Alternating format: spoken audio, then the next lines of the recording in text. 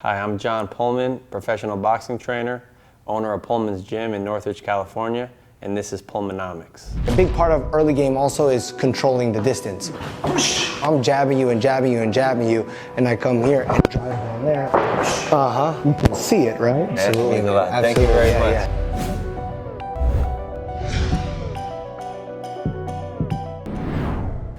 Well, welcome back to Pullmanomics Perspectives. Today we have an outstanding young trainer, Julian Chua. Trains a lot of really good fighters, just to name a few: Gilberto Ramirez. He has an up-and-coming kid, Scrappy Ramirez, that I watch you train a lot. He's a really good fighter. I'm excited to see what you do with him. He works with Regis Prograis, Jose Zapeda, Marvin Vettori, who's a really talented UFC fighter. So, I mean, that's just to name a few. He's worked with a ton of other fighters as well. I'm really grateful to have him here. A great boxing mind. I've been knowing Julian for quite a few years, and I love to see young, smart trainers like Julian doing good for themselves. So thanks for doing this, man. Thanks for sitting down with me. I'm happy to be here. Pleasure is mine. Yeah, definitely. I already knew right away when we met, like, you think similar to me and like different than a lot of like the old school stuff that I've been around, and it was refreshing because sometimes I'm like, I think they're wrong. Sometimes, you know, and it's like, you know. Yeah. So it was nice to like be around someone like-minded. Yeah. Oh yeah. Trust me, I've always enjoyed being around you at the gym and watching you train your fighters, and you have a great energy, great. You know, I'm just I'm happy to see you doing well. Thank you. You know, and it makes me happy to, like I said, to see you doing well, and you know, I'm always rooting for you and your guys. And I mean, just to give a little bit of background about yourself, you know, people who may not know you, just how did you get involved in training fighters? So I got involved training fighters, I think it was maybe 2014, 2015. I had stopped boxing in 2012, I believe, 2013. Fought in the Adidas National Pals. I won those, and I wanted to turn professional. And I just kept fracturing my hands, and I kept getting hurt, you know. And there was a couple other things that I saw in professional boxing that I didn't really think that I would be willing to put my life on the line for how crooked a lot of the stuff in this game is, you know. So that actually got me. Well, basically the last time I broke my hand, I was going to Wildcard just to say goodbye to Freddie and everyone that like helped me in my journey while I was here. And he told me I opened up pretty much like a sister school in Santa Monica called Wildcard West. And you know, Marie and Freddie were like, we think you'd do well over there. So then I started over there just training clients and stuff, and I started to make money and stuff like that, but it was missing. Something was missing big time. Like I was passionate about teaching boxing, but it was like, no, these people are gonna apply this, you know, like, you know, and these clients were getting sharp and stuff, but they're not, gonna fight, you know. So then like my first fighters started coming. I actually worked with Mike Lee. I know Mike Lee. And we had a couple good fights together, and from there, Chris Van Heerden, a kid I still work with today, Kareem Hackett, Rocco Santomauro, like all these pros, after they started winning and stuff, more sparring started coming to the gym, and people were being left without trainers. And I started, like, you know, when they would ask me to hold mitts, it would end up developing into a relationship, and that's pretty much how I got started training fighters. Yeah, no, I could definitely see how fighters would be drawn to you, because especially, well, one of the like big things that I respect about you right away is like your willingness to help like a fighter, regardless if there's something in it for you or not. Like I think what's in it for you is like the passion of boxing. Like I feel like that too, right? You're just happy to do it. You're happy to get up every day and be grateful to do what we do for a living. It's amazing. I love it, you know, and that's why I like even doing this, so people can get a feel for like our perspective, you know, different trainers. But that was one of the things that like really jumped out at me. Like, you will put your like ego aside just to help. Like, whether it's just hold mitts in for a day or just be somebody's assistant for a fight. Like that was always something that I really respected. And then when a fighter does, like, you know, work with you on the mitts or something, they can see that you know what you're doing. You know what I mean? Your technical analysis and your technical application, and to show them how to do things, it definitely applies, and it comes through to them. So I could definitely see how, if they get an opportunity to work with you, how they would like that, you know? Yeah, I mean, and at the end of the day, like, I try always to be respectful of their coach, or, you know, I've never ever stolen a fighter from anyone. Yeah. Like, and I've always tried to, like, and that's what I mean. Like, I like to be an addition. Yeah. I never want to be like, that's just not my nature. No, I know that. I know that for sure. And it's always kind of that whole thing about, like, working with a fighter that, you know, might have another trainer and is looking for help. It's always like a weird kind of gray area, fine line of because, at least for me, I'm just like, from my perspective, sometimes it's tricky because, like what you said before, you may not agree with everything that the other trainer is saying. So it's like, it's always like a balancing act of what can you say, what not to say. You know, it's just as tricky. Can you elaborate on some of your experiences with that? Yeah, I mean, I've had a lot of. I worked for Freddie for a long time. Right. Yeah. And, Freddie Roach, who's a famous. You know, for if you don't know about a lot about boxing, he's one of the most famous boxing trainers of all time. Manny Pacquiao, everybody probably knows him. He crosses over to everything. They have a famed relationship and done so many wonderful things together. So when you first with Freddie, that's who we're talking about. Yeah. I learned a lot from him. When it comes to assistant coaching, or like co-training somebody, I feel like it's just a conversation. It's a conversation, and it's a collaboration with the team. And usually if I'm getting brought on, you have to be willing to do that. You know, you're bringing me in for a purpose. And if you disagree with me, I want to know your perspectives, and I want to know why you disagree with me. But I really rarely, almost never, have had a disagreement with, like, certain things, you know. The things I try to, you know, I've gotten a lot of guys that are already up there. Yeah, you know, so for sure.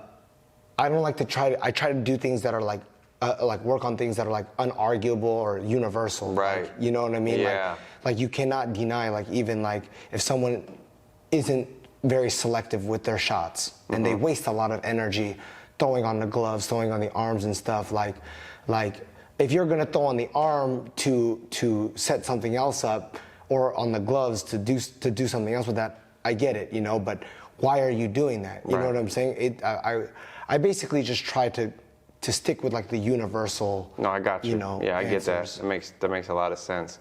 So it's not going to be a controversial. Right. I'm not trying to change how he throws his hook. Exactly. If he likes to slap it a little bit, you know, that's his way. You know, like, and he's more comfortable throwing it that way. So I'll let him be how he is. You know. And speaking of that, of like working with guys that are like already, you know, pretty, you know, talented, and you come in, or not just talented, but established, if you will, and you come in and help them. That brings a bell with me when we talk about, like, Regis Prograis or Jose Zapeda, right? These are two guys in the same division who you work, like, assist or help. I don't know in what capacity you train both. I just know you work with both of them. I don't know in what capacity you work with. You know, I don't know the degree of if you're aren't you Zepeda's head coach and then maybe Regis assistant, or correct me. I co-trained Zapeda with his brother. Right. I head coached him his last fight because of the scuffle with. And what a performance. Yeah. I mean, I'm sure everybody played a part, but he had a phenomenal performance. Well, we had a really good game plan going in there, and when I studied him, I knew he struggled early. Yeah. Like, you're talking about his opponent. Zepeda's opponent, right? I knew he struggled early, and I try to think about everything. So I took into account it was his first fight at the Garden. Yeah, big moment. Big moment for him. And a young kid. All the nerves are on him. Yeah, you could tell too he was talking a lot, nervous. He seemed a little bit nervous in the weigh-in and the press conferences and things like that. So you were picking up on all that. Yeah. So I'm picking up on all that, and then on top of that, like, he fought a guy named Willie Shaw. that was his last fight. I think it was his last fight before Zapeda, and he got hurt in the first round. He got caught cold, and I started thinking, like, we can get this guy early. You know, we set this guy up early. He struggles early, you know, and then he fought the only southpaw he fought other than Zapeda was a guy named Noel Murphy, who couldn't really punch and stuff, but he kept lining his left hand up over and over and over. It, yeah. And I'm like, oh man, if this guy can land his left hand, like, yeah. oh, when Zapeda hits this guy, you know, a lot of people don't know this. Zapeda, to me, is unbeaten. Yeah. He has 2 you talking losses. about Jose Ramirez? That's that was a really close fight. I thought he won that fight. Yeah, I could see that for sure. And then his other losses by TKO against Terry Flanagan, where he threw his shoulder out and he had to stop in the first round. They counted as a TKO. Yeah. But he's never lost. Right. Really. Yeah. You know, he's the kind of guy that when the competition goes up, he rises, you know, and I mean, Regis is a monster, you know, so it's going to make for a beautiful fight. Yeah, and again, this is speak to what I've been saying about you before, is like, you work with both these guys, right? Even maybe Zapeda and like a little bit more so, I guess. More, yeah. I don't know if that's accurate. I do. I work with him more. Yeah, and then Regis as well, but I mean, they're going to fight each other. Yeah. Right? For a world title. Yeah. Right? So here you have 2 guys, both excellent fighters, right? That you know a whole lot about both of them. And now they're going to fight each other. And you work with Zapeda like more, right? So you'd say, but I mean, I am aware of the situation, but I would like you to speak on that situation and what do you, because that fight's coming up, in a month or so? Yeah, November 29th. So I would like if you want to speak on how, you know, what you did and what you're doing with that situation. So I'm choosing to remove myself from the fight. Yeah. For me, my pride is my work. My pride is my job and how well I can do that job. And I would never be able to do that job to the fullest without being able to not look at myself in the mirror. Right. You know, I know them both. I have a grip on the struggles that they have, and I would it's not in me to be like, hey, he's gonna have trouble here. No, I get it. You know, and you know, it was bothering me a lot. It bothered me a lot when I would tell people I'm bowing out, and people go, oh, smart move. You know, it's like, it's not a smart move. Like, there's a lot of money that I could make from this. You know, I'm desperate to have a world champion. Right. And one of them is going to be one, and I could contribute to that. Right. But at the end of the day, like, and there's no guarantee that, I had no guarantee that, like, if I said no to helping either of them, that the next fight they might just be like, kick rocks. Yeah. You know. But for me, like. I go to sleep at night happy, you know, like my integrity's more than money, than accolades and all that stuff. So, no, that to me speaks volumes of like your character, and that's the type of people that I want to be around myself, you know, like. Me too. Because, you know, there's so many the other way, especially in our sport, like that'll just take a job for money or, you know, throw somebody under the rug to take their job and take less than what they're supposed to, per se, or wouldn't even, would use the advantages they know about the other guy to help, you know, whoever they decided to work with. So, like, man, that's, I think that's incredible. And by making decisions like that, like, it's taking the long road, right? You're taking the long road, but that's going to give you so much more benefits. I mean, money's cool, and money comes and goes, and you're going to do just fine, man. Like, you're doing good and you're going to do just fine. That's like short-sighted, right? To think just money. But to take that long road is going to bring you, I know in my heart, is going to bring you to even better, like, as a person, as a trainer, everywhere. So, like, I commend you. And I think when people do say smart decision, if they genuinely thought it through, it's because they're thinking like that, right? Yes, right. Right? They're not, it's the smart decision if you're thinking about money. No, of course it's not a smart decision. Or like you said, oh, I might lose this guy that, you know, who wins or who loses, you know, I might lose them both. That's actually great. That's a nice perspective that you have, that you just shared with me. And that makes me think more positively about when people say that to me. Yeah, I think if they're thinking about it the right way. The right way, correct. And who knows what everybody's thinking, but I think people, you people that you trust and you feel have your best interests in mind. That if they think about it like that, hopefully they mean it that way, and I think they do. But again, I'm impressed, man. Like that's a very impressive move to me. Like I said, I'm gonna keep stroking your ego, but I think the world of you as a trainer. And that made me think of you even in a higher light when AJ told me this. So AJ's a good friend of both of ours. He manages a lot of some of the fighters that Julian trains that I've trained in the past, other fighters too. And he's a great guy, and I'm sure he'll be on here sometime too. But yeah, he told me about that, and I said, man, there's more reason I want to talk to Julian. I love that. I'm sure both those trainers would love to have. Both those fighters would love to have you, and I'm sure they both solicited you and asked you. And it's funny because Zapeda was supposed to fight for the WBC against Josh Taylor, and I was all for it. Right. Cause that would have been better, right? It would have been way better. I was so pumped for it, and then I guess he's getting married, so he backed out and Taylor. Vacated Taylor. Yeah. Then the next person in line was Jose Ramirez, and I actually worked with Zepada on the first one that I thought he won. Right. And for me, I was like, oh man, this is even better. Revenge in a way too. We're gonna beat him for sure. He'll beat him. And then he's getting married. So then they just kept going down the list. You're like, oh no, I know where this is going. It kept creeping to Regis. I'm like, oh man. Yeah. And it got to them, and it was getting prolonged, and then I remember I was at my friend's house, and I get a text from Regis's manager, and it just says, I'm sorry. And I was like, sorry for what? As I'm reading it, I'm sorry, then boom, Regis Prograis is calling you, And so he's like, hey bro, the fight's happening with Zapeda and da-da-da, and he's like, I know you kind of briefed already, but what do you want to do? Yeah. And I was like, bro, I got love for both of you. I'm stepping away. Yeah. And you just knew right out the block. Yeah. You had already probably played with it in your mind before. I didn't even need to play with it, actually. I'm saying even before the fight, you knew this was always a possibility. Yes. And actually, they met. Yeah. I trained Regis, and right after Regis was done, Zapeda came, and they met, and they shook hands at Brick House. Yeah. And there was electricity. I could see. I was like, oh.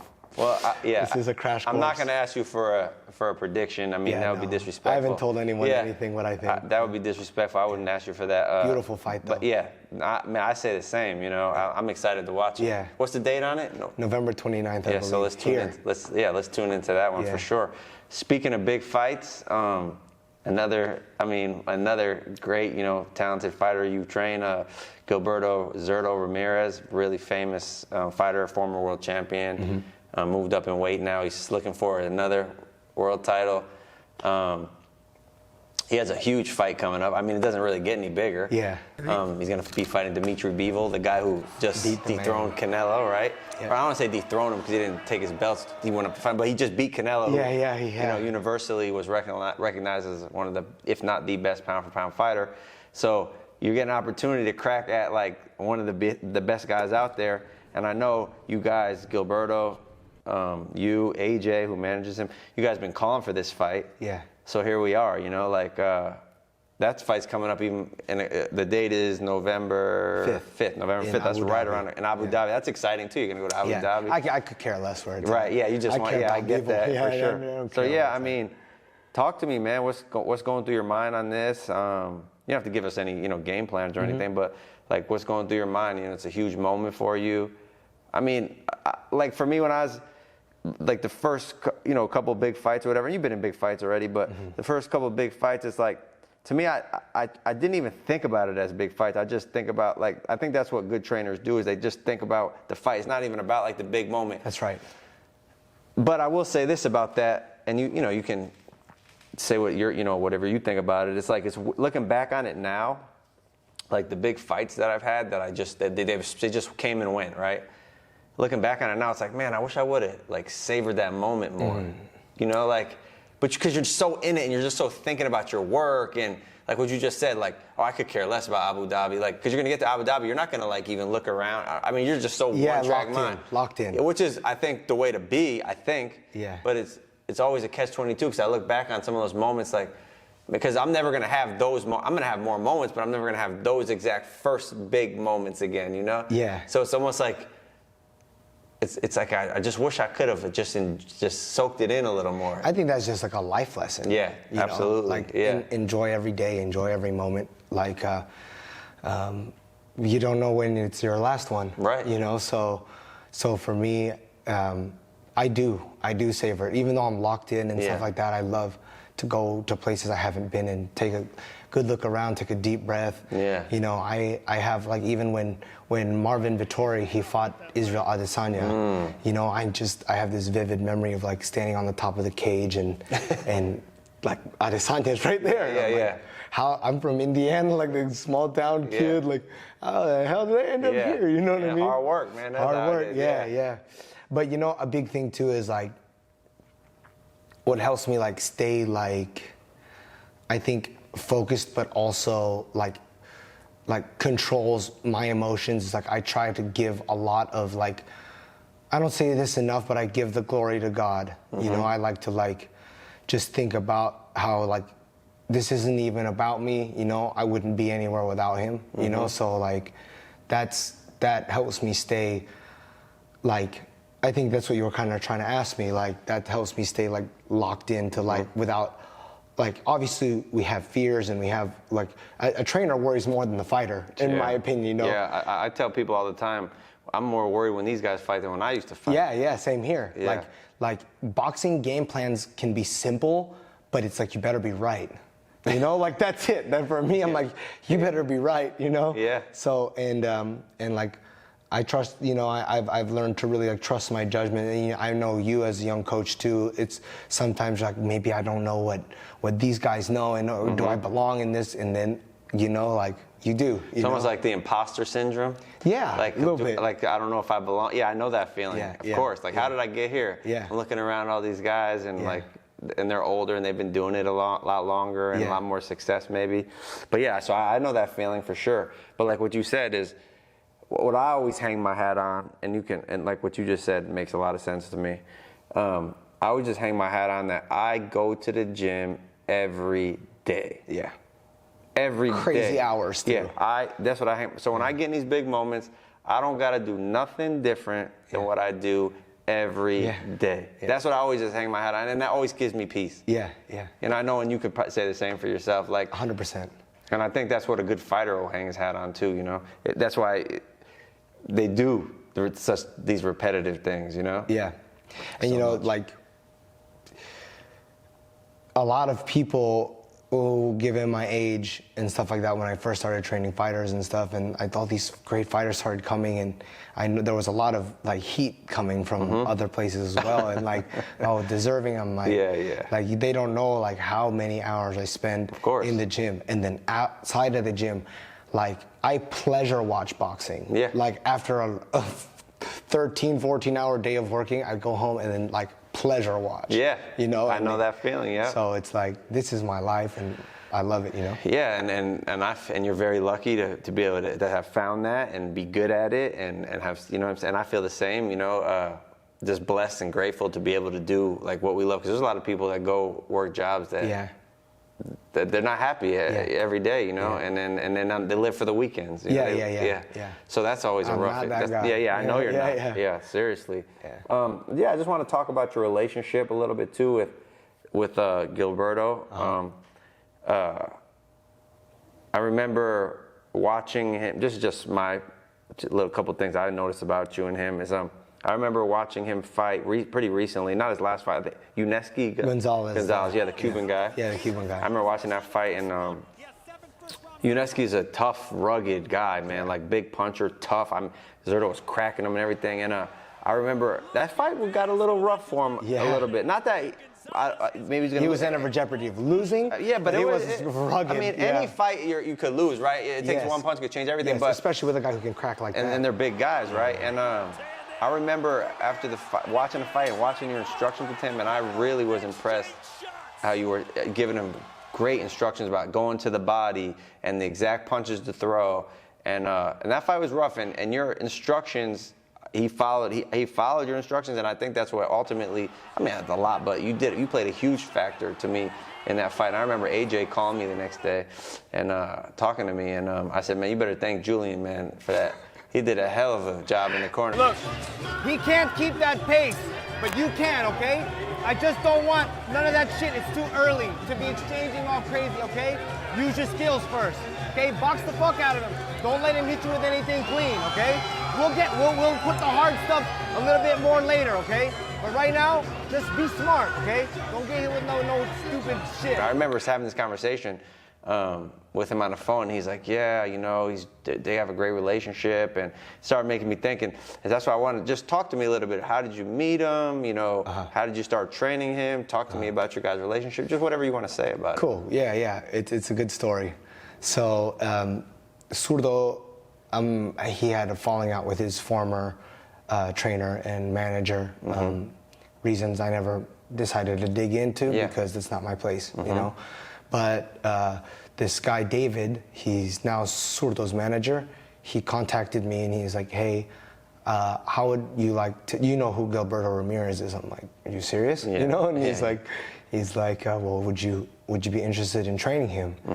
And I said, "Yeah, I mean, of course." And so he's like, "Okay, well, let's meet at a coffee shop, and you can meet Zurdo, his wife, and David, you know." So had you known David before? Or? I had met him one time at some fights before. So he was probably just someone who knew of your work and probably Yes. seen you train people and thought you'd be a good fit for him? Correct. And like I used to do this before. I don't do it as much now, but I used to like I said, I used to pleasure watch boxing, and I would study film and like post it on my stories, like my perspectives of what Hagler was doing in this moment.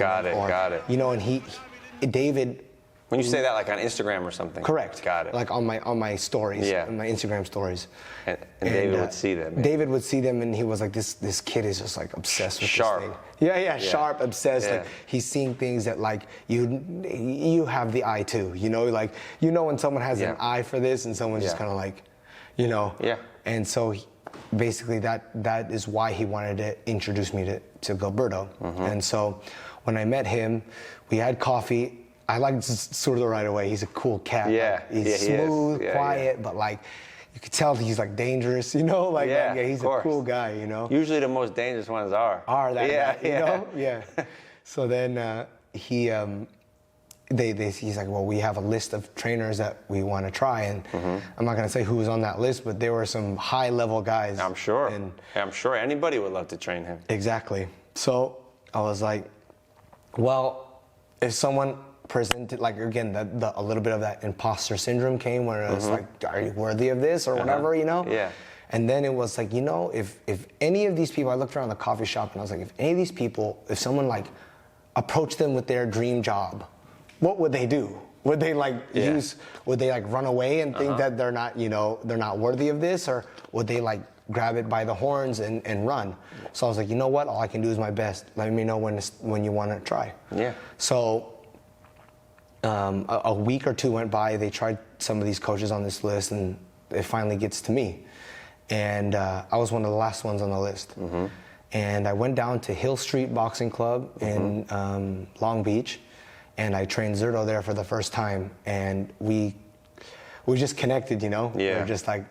That's a great feeling. It was a great feeling, yeah. He was like, and it's crazy because like he didn't speak that much English. And I have a couple other fighters too that don't speak that much English, but like boxing communication is you know what it is, At that level, you guys speak boxing. Correct. Yeah. So after I got done training him, he on my way home driving, David called me and he's like, hey, this was a Wednesday, and he was like, hey, could you come back Friday? And I was like, yeah, you know, and he's that's a good sound. Yeah, and he's like, he's like, just to let you know, you're gonna be the only one so far that he wanted to train with again. And now I went home like, let's go, let's go. Yeah. So then I went back down Friday, I trained him again, loved it, and then he was like, can you come back down Monday? And then I actually went back down to Hill Street for the next week.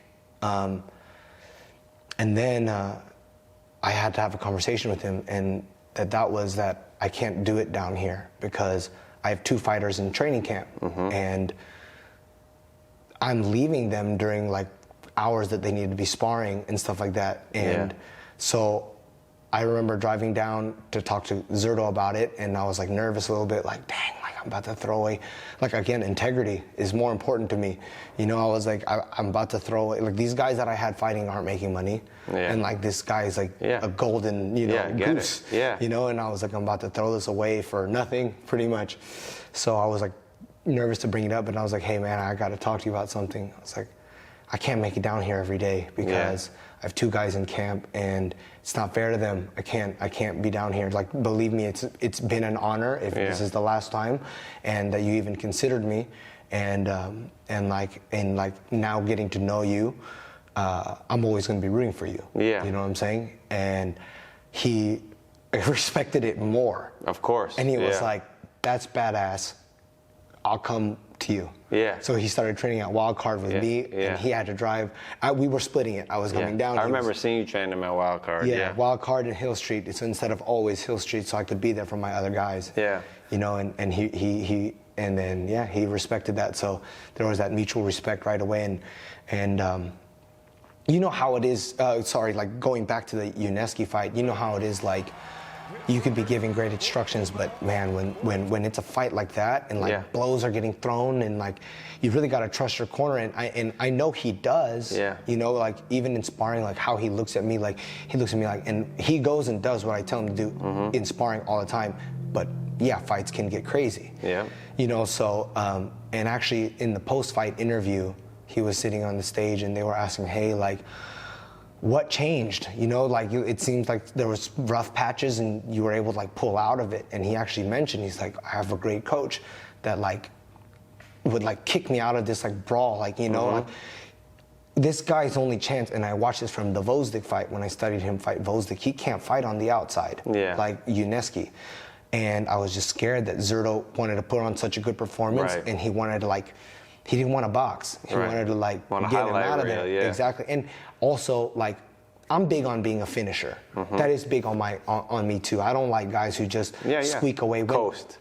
When the opportunity presents itself, you know what I'm saying? And and this is where Zurdo, I understood him, because he would hurt him, then he'd go for the finish and then get cracked. So I wasn't faulting him for going in and getting in those little like exchanges and brawls, because he had every reason to go, and I thought he was going on his way out as well, but this guy was just tough, man. Yeah. He was just so tough. And you know, sometimes guys like that, like, because he was an older guy, not like past it or anything, he still had some, but sometimes they just, like, that night, he ain't going nowhere. You know what's funny?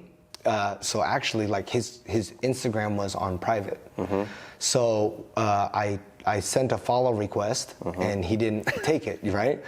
And so I got on another account, you know, and tried to request a follow. Yeah, do a little homework. Yes, and he, the day of the fight, or the day of the weigh-in, he accepted the request, and I was looking through the posts, and I see on a post, I was just trying to read, and I saw one that was like, the fight was December 18th, and he said, if December 18th is the day that, like something along the lines of, if December 18th is the day that God decides to take my life away, then so be it, I'm prepared. And I was like, this guy is gonna fight us to the death. And he knew that was probably his opportunity too, you know, like his last opportunity. And speaking of which, like this opportunity coming up for Gilberto, I'm sure he's approaching it with a similar mindset, right? Oh yeah, every day in the gym he's approaching it like that. Yeah, it's like, because this right here is it. Yeah, I mean, there's always more chances if whatever, but this like is an opportunity that can really flip everything for you guys, you know? Yeah. So, I mean, not to even put too much, you don't want to put too much on it, but it is what it is. Like, and you gotta treat it as such. But if as long as, like, going back to what I said before, like, I always hang my hat on in the big moments. I go to the gym every day. So you would treat every training camp, every fight like that. It's just another. Fight. It's another fight, and I mean. But this is the thing with this fight. There's something that I haven't seen in Zurdo since I've been with him for this one. We've been together for 3 years, 3.5 years, something like that. And there is just something different. Yeah. You know, he's turning it on, you know, and well, that's got to be exciting for you to see. Yeah, I can't wait. Yeah, well, we're all looking forward to it. We're all rooting for you guys, man. Thank you. Yeah, and we're excited. I think he's gonna do great. I think you guys are gonna do great. I think you're gonna do great in your career in general. The way you train fighters, right? If I look at a Julian Chua fighter, right, I see a very technical fighter. I see a guy who can think on his feet. I see a guy who's well versatile, could do many different things, whether it be like a chameleon, that's a compliment. I see a guy who's economic in his movements and his decisions. So these are all like things that You're explaining exactly how I try and train these guys. Well, that's good. It's coming through. You know, Yeah. It's coming through. This is what I see. And I remember, I pay attention, right, to everything, right? I think that's what a good boxing trainer Absolutely. does. One time, I forget who, but I've been around so many great boxing trainers, and I've heard so many great things from them, and I'm so grateful for that. But one of them I picked up was a great boxing trainer pays attention to details, right? Like every little detail. So I try to take that with me. And I remember watching one of your fighters sparring, not even too long ago. I was at Brick House. I took some guys for sparring or whatever, and I watched one of your guys sparring. I forget his name. He's like a thick kind of like welterweight. Like I forget his name. Arnold. There you go. Good fighter. And Scrappy was outside of the ring, Scrappy, and he sounds like you when he starts talking, because he starts giving it. You're in the corner giving instructions, and he starts giving instructions too. And he says to the other, because he was in like a tough sparring session. He was sparring another talented kid, a young kid. I don't know the kid, but I think he took a long drive to get there. But it was good. He was very athletic and he was very explosive. And the point I'm trying to make is Scrappy said to Arnold, "Oh, don't worry.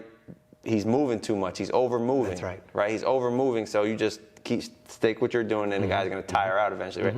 And eventually the guy actually ended up quitting after 3-4 rounds, I remember. Not because he was getting beat up, but I think he lost his energy, right? So he knew it was going to get probably ugly, right? So I guess I'm saying all that to say this is there, I'm sure that there's no one answer to this, but like how you said, that's how you try to train your guys. So what would you say like your approach is? Like you get a fighter, right? Like Gilberto, right? You get him today. What was your approach to train to instilling all these things in him?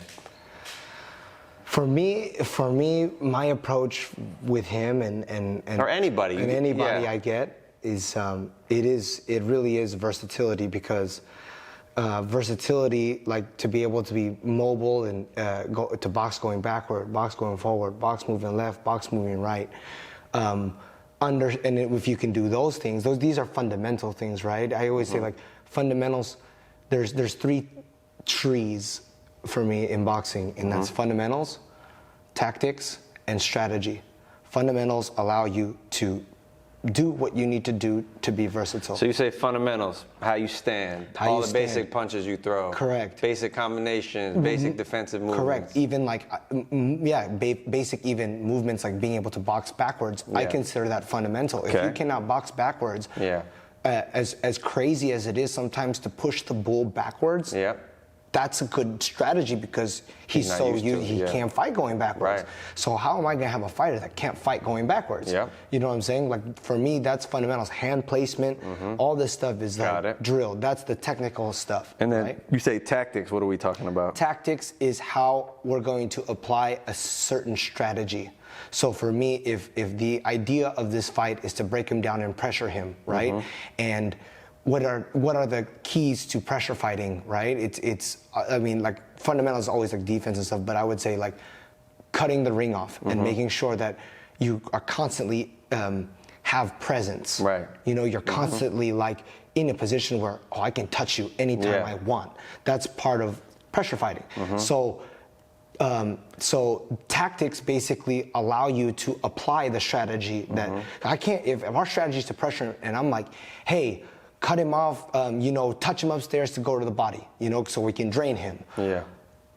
If we don't go over the tactics, you're not going to be able to apply the strategy. Right? So like basically fundamentals allow you to do whatever tactical things I want you to do. And the tactics are what are going to give you the ideas you need to apply the strategy we are applying against this certain particular fighter. Right. Yeah, no, I think that that's a great approach. It shows also how you think about boxing, how you're a deep thinker about it, which I think is very important, I once heard a trainer say, a fighter can be too smart to be a good fighter. Yeah. Right? But he needs to have a trainer that does some of that extra thinking for him, right? Because you can almost overthink. And how to fight is like Floyd. Look at someone like Floyd Mayweather, right? He just always comes to mind when you think about like someone who can adjust, think so fast in the ring, right? As much as he does think, it's like he still is very deliberate too and decisive. It's not like, if I do this, then I do this, and no, he makes the decision and he goes with it. No hesitation. Yeah, he goes with it. So us, on the other hand, when we go home at night and we sit in our chair and we start thinking, we do contemplate. I mean, at least myself, I know. I contemplate all the things. Well, if I have him do this and that, and then finally you come to what you think. Like you said, you got to be right.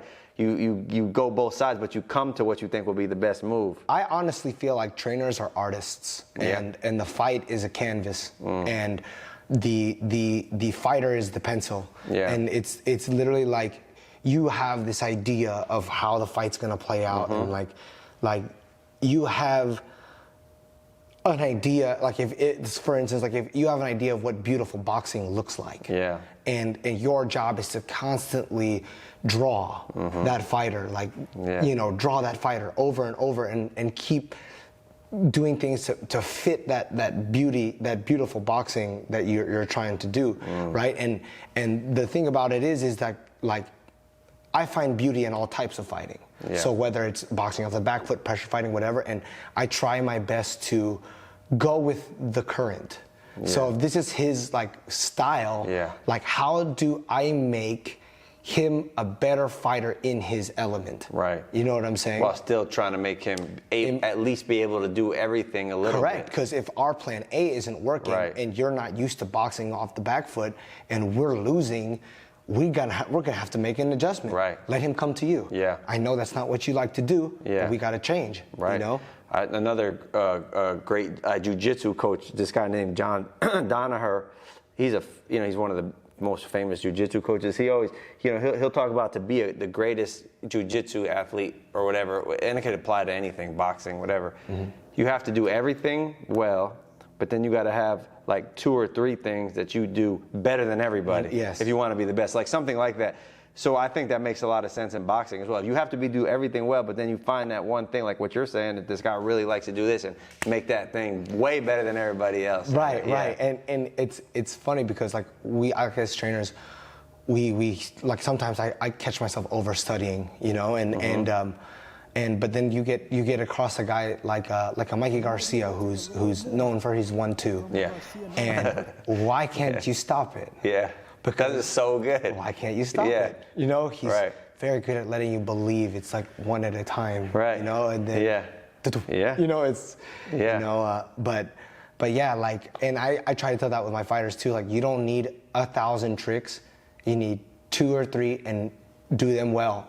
And keep switching those. The timing of it. And the timing of them, and you can't be stopped. You know what I'm saying? I mean, I think it was Brother Nazim Richardson one time said something really along the lines of what you're saying. It's like, if you're at your house and somebody breaks in your house and you got a shotgun, a handgun, a knife, a hand grenade, a crowbar, and you're like, he breaks in, he's running in, and you're like, You're confused which one to grab. Right, because there's too many things and you're unsure. But if you go, and this guy, you break in his house, he just got one little shotgun, he just pulls out and starts shooting. Right? He's probably going to have more success than you were worried about everything, not unsure. So that's like it's definitely, it's like a balancing act. Like you say, being an artist of knowing when to use what and when to be decisive and just grab. It's nice to have all those tools. That's right. But if you can't get to them fast enough. Correct. And I think that's why I love my fighters that train all year round. Because on the off season, like if they don't even have a fight. Yeah, speak to that a little bit, because that's a big thing too. You get these guys like these big, top fighters that have a big fight coming up, and they say, "Oh, I'm going," or "I love this thing," or when you starting camp, or what's camp start? Like this camp, right? Yeah, what is camp? No, like, what is camp? Yeah, that's right. Yeah, I would love to hear your perspective on that. So for me, like I obviously believe I know when someone's overtrained. I know when someone needs a break, and it's easy for me. It's very easy for me to see. Okay, so what would be some symptoms of overtraining that come to mind? I don't know. I have a talent for seeing like a vibe, like how they walk in, like if you've been here a lot and you've been training hard, and like I can just tell you don't want to be here right now, go take the day, but like obviously in like if we have a fight scheduled, it's not always like that. Right. But I'm talking about like off season, no fights, no nothing, But I always feel like there's something that can be worked on, and like you said, like I love that. Like you have all these weapons and like you can't choose, But what if you're decisive? I'd rather have all of them, of course, and be able to like pick it like whichever one I need right away. And I feel like the off season is a perfect time to like master those tools. You know what I'm saying? Yeah, I know exactly what you're saying, and that's what I try to stress to my guys is that, like, you don't have to like kill yourself year round, but just come to the gym you don't just not train. That's right. When you have a fight, come to the gym, whether it's every other day that's your time to learn more things. That's right. And then like what you're saying, then when the fight comes around, then we turn up the volume. You know what I mean? I even send my fighters fights to watch. Yeah, that's so I'm good like, you too. want to get better at cutting off the ring. My favorite fight guy who cuts off the ring is Triple G. I love how he prioritizes position. Like he will not punch unless he knows. Correct. And I even like how like he does a lot of things that a lot of trainers don't square up. Well, he does. He likes to square up when he's got you on the run because it's hard to get around him. Right. You ever see anyone like in basketball? They don't like line up. You can get around him easy. You cover a bigger surface, but you just have to know where you might be vulnerable by changing your stance. Right. You know what I'm saying? I know exactly what you're saying. Just stuff like that, And no, that's amazing. And there's so many little things to mention. Like you say, it's an art. It's like an art and a science, and so many things mixed in. Yeah. Now, when you were talking about painting the picture of your, you're drawing the fighter, and it makes sense. Like the trainer's artist. It's just I can't help but think like. It's really tough sometimes when that pencil has a mind of its own too. You know what I mean? Oh, I've been there. I have been there. But it's like another great football coach. I keep going back to these quotes that come to mind of great coaches. He said one time, I was watching a game, and I can't remember who it was, but he said, there's two types of players that I cannot coach. One who does not listen to what I say, and one who does only what I say. Yeah. So you need to have a mind of his own too, right? And a lot of times, like, I will find drills to do to get them to like help breed creativity, even in sparring, like spar drills. Yeah. Like, I won't even tell the other guy, or like if we're sparring back, okay, like for instance, like lead hand only. So you can't use your backhand, right? And then I'll say maybe like, okay, you can only counter punch this next round. You're not allowed to lead. Like lead the dance. Yeah. So then they get better at countering, like force them to work on things. Exactly. And even if they're not doing it well and they're getting hit, I just shut up. Like figure it out, Yeah. So but that I feel like, those little like mini puzzles kinda helps them helps them think on their own on a different level. But all these this is what I like though, is like all the things that you're saying, like just you could tell just by the way you talk and all these things you think about that you really do. This is your life, and you spend.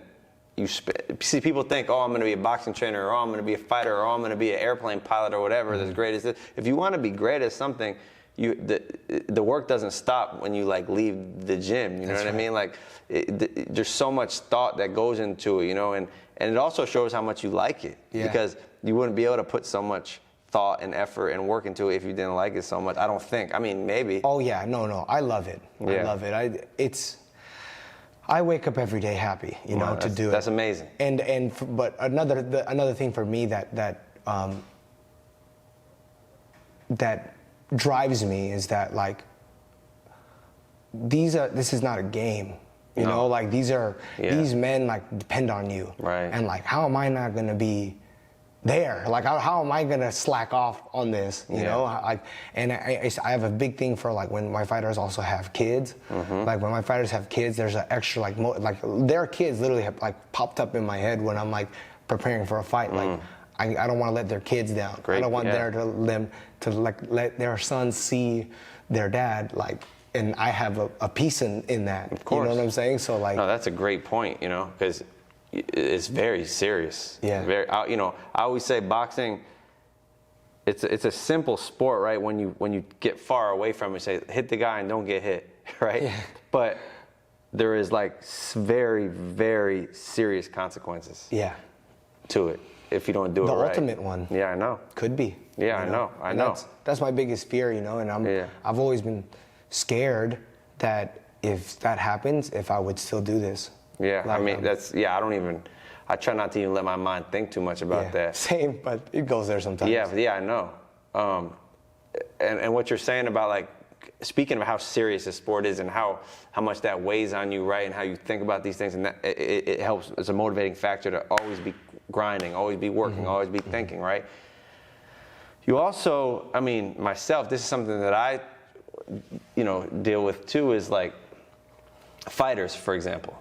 Fighters have a fight, let's just say an established fighter. Fighters coming up fight more often, but when they get to a point when they have 10, 15 fights, whatever, where they're not going to be fighting every month. They're going to fight twice a year, 3 times a year. So they have off season. If not off season, they can still be in a gym, but their mind gets an off season where it's not stressed as much, right? Yeah. As a trainer, let's say you're training, you know, 3, 4 top fighters, which is a lot of top fighters to have, right? Let's say you have 2. Yeah. That you still don't, it's like you don't get a mental break, right? Yeah. You have to, it's almost like you have to find the times, you have to pick and choose your times to keep, because you don't want to, because if you're just always in that, like, you know, fighter sharp, let's say you call a fighter is sharp, he's ready to fight. You can't live in that sharp space forever. You can't. You can only get your body or mind to that place for a little while, you know, hold that sharpness for the fight, like peak, right? You get your peak position. So as a trainer, like, I don't know what your thoughts are about it, but I always wrestle with that balance of keeping my mind and myself in like a peak position to be a great trainer, but also find my downtime too, where I can kind of release my worries or stresses too. You know, you have to find those moments because you burn yourself out. Yes, way. Absolutely. And I've seen how overworking has destroyed like relationships in the past with like women that I've been with and like and stuff like that. And I think it's a big thing is like to be responsible to detach, you know, like really make an effort, like when you're at dinner, like not pull up your phone and watch film, you know, like I know that sounds like so basic, but I do. I know, I know. You know, and it's like I think it's like really again, like circling back to the very first thing we're talking about like being present, like you just live and be present in the moments that you get like off as well. Try not to overthink those things. And I know you know how hard that is, especially when I have like Zurdo Bivol has literally consumed like my dad just passed away, and it's been hard, but like I feel like my body's not allowing a lot of like the emotions to run because this event is on the way, you know, and it's just like you have to be able to just, because life goes by so fast. I know. You know, you have to be able to like enjoy. And, so I just try my best to like, and a big thing, is I know myself. I know where I like to be. I like to be around my family. I like to be around my dog. Like I don't like to be I don't like to be partying. I don't like to be out in clubs. I have no desire to do any of that. So like, I know where Julian likes to be when he's not being a coach, and that I think that also helps me stay very present. Yeah, and I think that lines up well with being a coach. Yeah. You know, it's because a lot of times, another great quote I heard, I think Jay Prince said, it was a boxing manager, a very successful entrepreneur and a lot of things, but Shakur, right? Shakur, another fighter that I used to train, he managed as well. So spent some time around him, really smart, astute guy. I heard him say He's one respected, time, very respected. Oh, very respected, I heard him say one time, more is caught than taught. You know, so if you live don't think your fighters aren't watching how you're living. You're telling your fighter, hey, go to bed early. You know, don't spend too much time out at night. Don't drink. Don't do this. And they say you doing the exact total opposite. I mean, they're gonna notice that too, right? Right. So I think even with these, you know, the kids and stuff that I work with is like I try to live my life with practice what you preach, right? Absolutely. I try to live my life. I mean, I'm not perfect, obviously, but I do the best I can to. If I'm gonna say something like this and ask them to do something, I gotta be willing to do it too. Absolutely. You know what I mean? Absolutely. And that's part of being doing your studying and all that, and then also living it too. You know? Yeah. And I like for me, like I always record like when I'm studying. So like for instance, like for some of the stuff with Bivol, like I'll bring that video to Zurdo and I'll show him. You know, like that does a couple things. I'd like to know that I'm really like in this as much as I am in this, and then and it makes him feel more comfortable that I'm like not slacking at all, which he already knows. But and then it also gets like some of the things we need to look out for, like, you know, across. So right. No, that's amazing, man. And speaking of all that stuff, bro, like I said, we're rooting for you guys, and we're gonna be watching you, and you know, go do it, man. I'm excited to watch you enjoy. Also enjoy your life, enjoy your career. I can't wait to get there. Yeah, well, it's right around the corner, man. I can't wait to the fight. Yeah. I can't wait to the fight. Yeah, well, it's right there, man. And it seems like you guys are in tune. And like I said, we're going to be rooting for you. And I really appreciate you coming here and spending this time with me and talking to me, man. Anytime. Yeah, anytime. Well, it means a lot. And we're going to be spending time together and working with each other a lot. For sure. Anyway, so, for sure. Man, appreciate you, Absolutely, man. It means a lot. Absolutely. Thank you very much. Yeah. Thank you. Okay, so before we start, I like to, at least in professional boxing, I like to put the game in phases, right? So we're going to do a drill for phase one. And for me, in good fundamental boxing, phase one is establishing your jab. That is, I feel like the rest of it comes from there.